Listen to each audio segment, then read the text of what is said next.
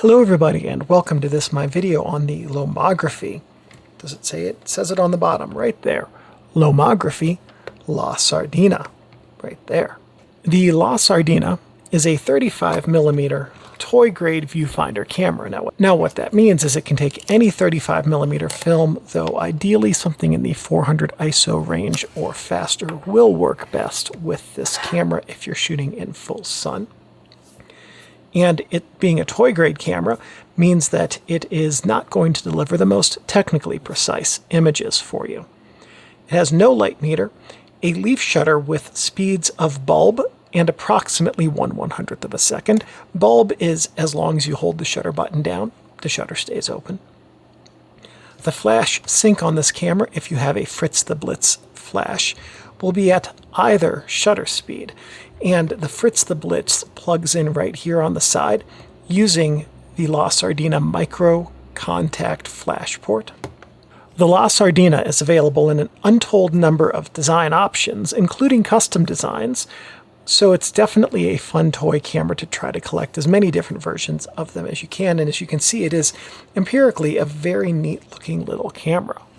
The target market for the La Sardina was the fun camera user. Lomography makes these cameras specifically for that market. It has a plastic lens, which is very soft optically, and it's designed to create images which are fun. The production for this is by Lomography in China.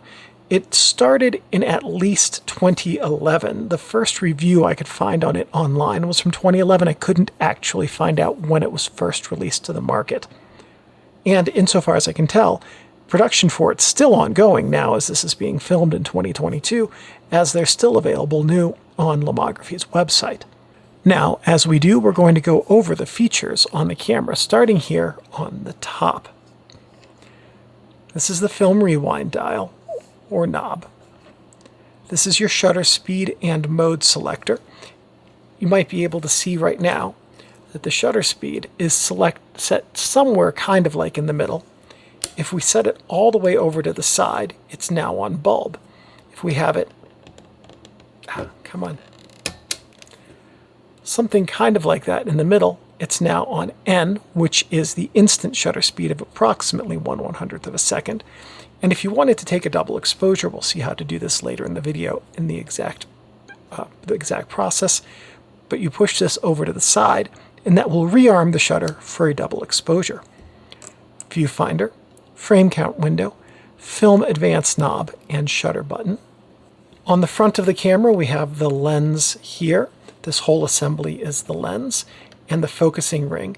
The actual focusing ring is on this camera model, the black part of the lens that spins. And on top of the lens, you might be able to see there are some indicators. Let me pull this out, because in order to use this camera at all, you have to eject the lens first. But on top of the camera, you can see there's an indicator for 3 people or an indicator for a bug. And these indicators are slightly different by the specific camera that you have. But the bug is close focus, and the 3 people on this camera is distant focus. On the back of the camera, not a whole lot to see. We have the viewfinder window right there and the film type window right there. On the camera's bottom, we have the maker information, Lomography, the tripod socket, made in China. And as we saw a little bit on the side of the camera, we have the flash port right there, and this is the film back release that allows us to get inside of the camera. Inside of the camera, we have the film cassette chamber right here, and the film cassette knob that holds the cassette in place. We'll see how to use that in just a moment. Camera serial number, shutter box, some film guide rails that are molded into the plastic right here. This little gear right here engages with the sprockets in your film, and its job is to arm the shutter as the film passes over it. This is the film take-up spool. On the back of the camera, we have this area right here is not a pressure plate so much as a bunch of pressure ridges, but unlike some of the other toy grade cameras, these ridges are fairly blunt, and they tend not to, at least on the ones of these I've owned, damage the back of the film. And then we have this foam here around your film type identification window. So really quickly, before we go on any further, let me give you some tips for making the most out of your Lomography La Sardina. The first tip I've got for you is to have fun with it.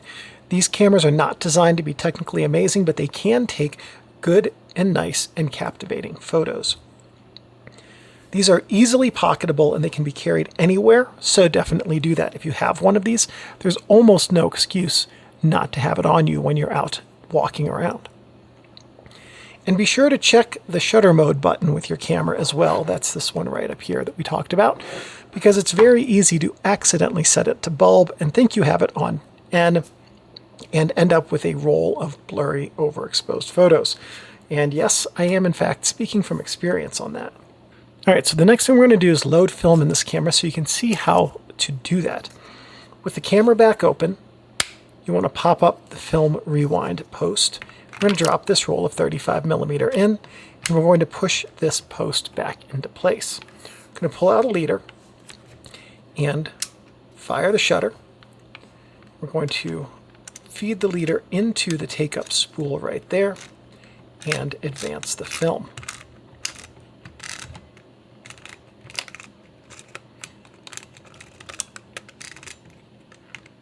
There we go.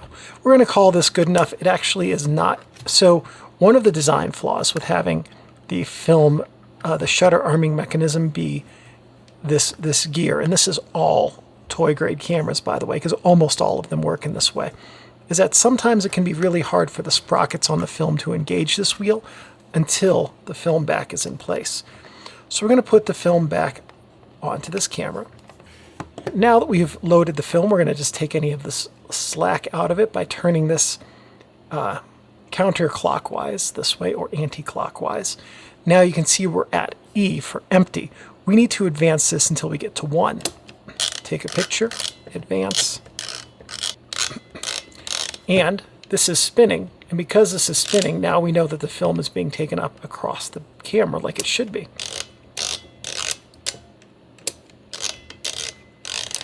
We've now advanced 3 frames and we're at the 1.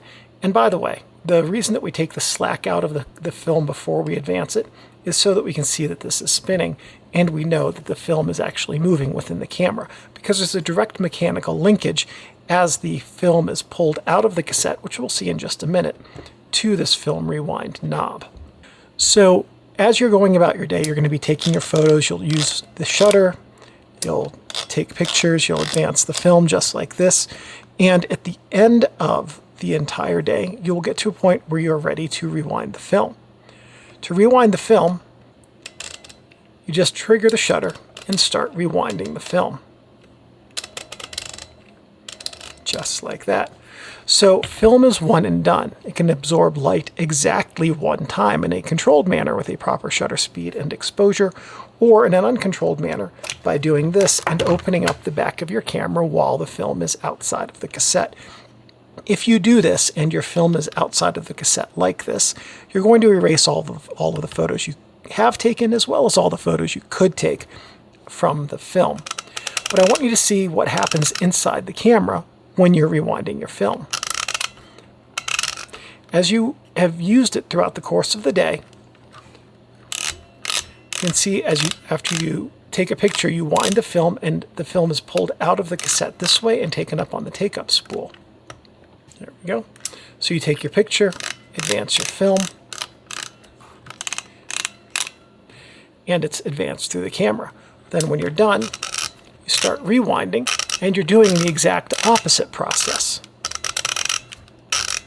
When you're done with the film, what you want to do is rewind it all the way into the cassette, because that way you can't accidentally reuse it again. At that point now, it's safe to open up the back of the camera, lift that knob, pop out that film cassette. If you're done shooting for the day, just put the camera back together, make sure the shutter's been triggered and you're done. Or if you're not, just grab another roll of film and drop it in and keep going. So a few things. So the process of actually taking a picture with this camera is pretty simple. The most important thing that you're going to need to do when using this camera to take a picture is you need to pull out the lens and rotate it to lock it in place. If you can see that text behind the lens there, it says, "Only shoot if you can read me." So you have to be able to see that text in order for the camera to work. If you try using your camera with the lens in like this, the shutter won't fire, the flash won't trigger, you'll think that your camera isn't working. But if you pull the lens out and rotate it, now things will work.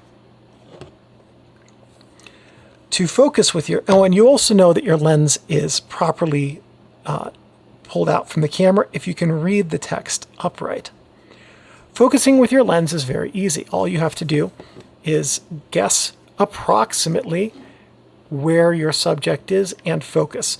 There's really not that many things you can do with focusing. I believe that close focus is around 3.5 feet, give or take, maybe a little bit more, and that the distant focus is infinity, I think. But this is an f20. This is a 22 millimeter lens with a f8, I think, for the aperture. So it's got a pretty deep depth of field. So as long as you are ballparking your distance and maybe taking a couple of safety shots with slightly different focuses, you should be okay.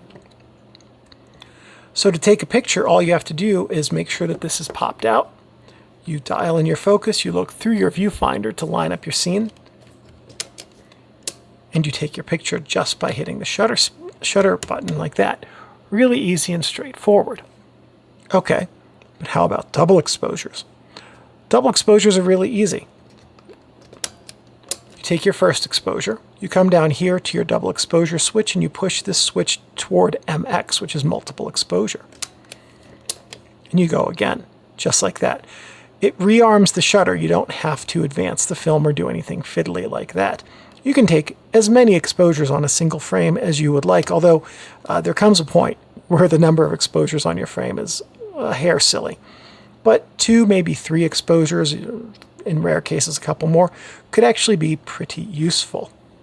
Thank you everyone for watching. If this video was helpful and useful to you, please give me a thumbs up. That lets me know that I'm on the right track and that I'm producing and creating content which is helpful to you. If you have any questions, comments, or suggestions, please leave those in the comments section below. I'm pretty good about responding every couple of days and answering whatever questions you have to the best of my ability. If you'd like to subscribe to find out when I have more videos about how to use cameras, photographic techniques, or the best practices for the tools of the trade, by all means please subscribe and check that notifications bell to be alerted when new content arrives. If you'd like to support the channel by joining with a membership, there are now membership options for this channel at different tiers that will give you different benefits if you would be interested in that. And one last thing, thank you everyone very much for watching, and I'll see you in the next videos. Won't we, Steinbeck? What's that look about?